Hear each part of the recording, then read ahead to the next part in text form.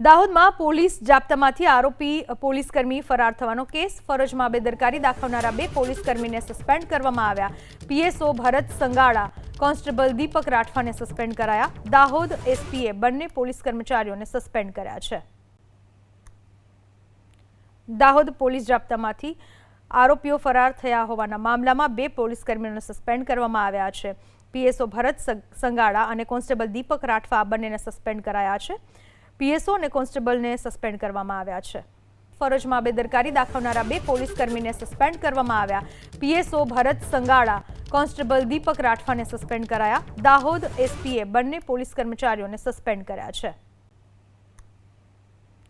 Dahod police જાપ્તામાંથી આરોપીઓ ફરાર થયા હોવાના મામલામાં 2 પોલીસકર્મીઓને સસ્પેન્ડ કરવામાં આવ્યા છે.